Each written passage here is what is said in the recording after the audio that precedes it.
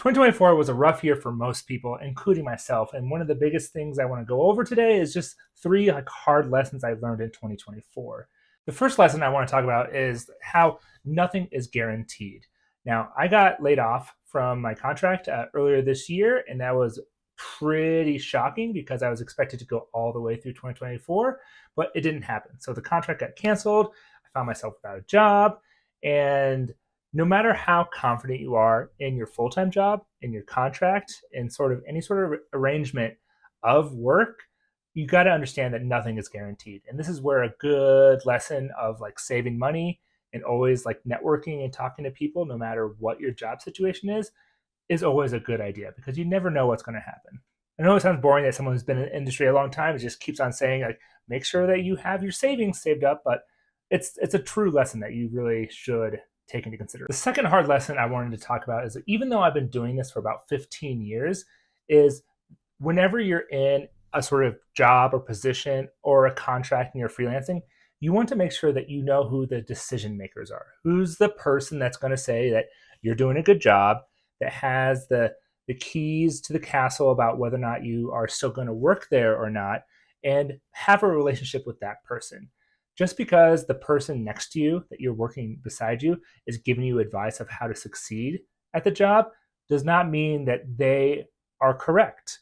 They're not the people in power. So your manager or maybe the directors above your manager are the people that need to know that you're doing what they expect you to do. It doesn't matter what the person next to you wants. You want to know, and you want to know what you need to do at your job for the person above you and couple levels up, because those are the ones who really have the power of your future.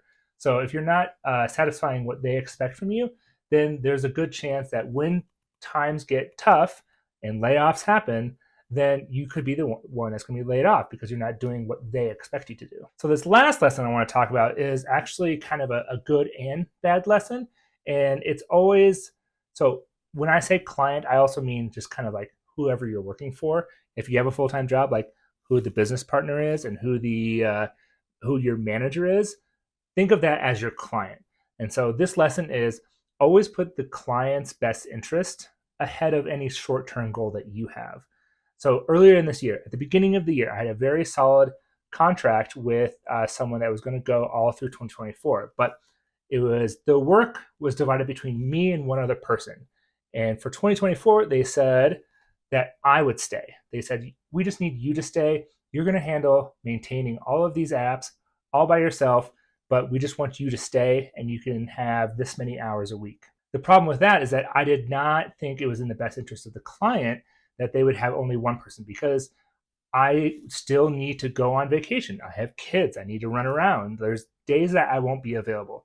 And that would put the client in a bad situation for when things went wrong. So what I did is I negotiated with the client that we take that contract that was meant just for me, split it in half, and that way they would have access on a part-time basis between me and this other guy.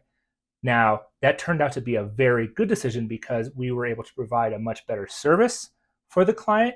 And then later in the year, we actually recouped our hours and actually got back on track to being able to charge more and provide more value for the company. So short term, I could have gotten paid a lot more, but I knew that that wasn't a good idea for the client. And so I chose to chop my pay in half so that we could have two people that maintain this sort of like knowledge space. And that way we would provide more value in the future. And it ended up paying off later in the year when we were able to serve more for this client.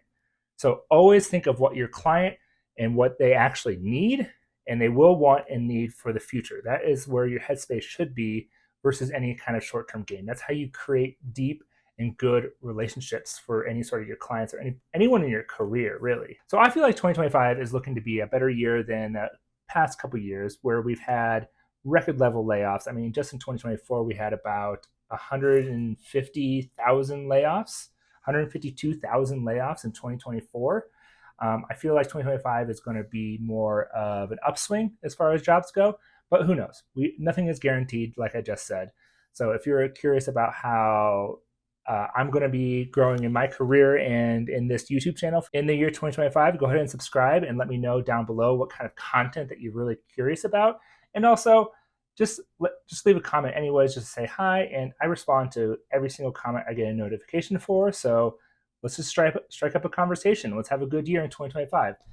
Until then, you can check out this video, which I'm sure that you'll probably like, and I'll see you guys in the next one. Bye bye.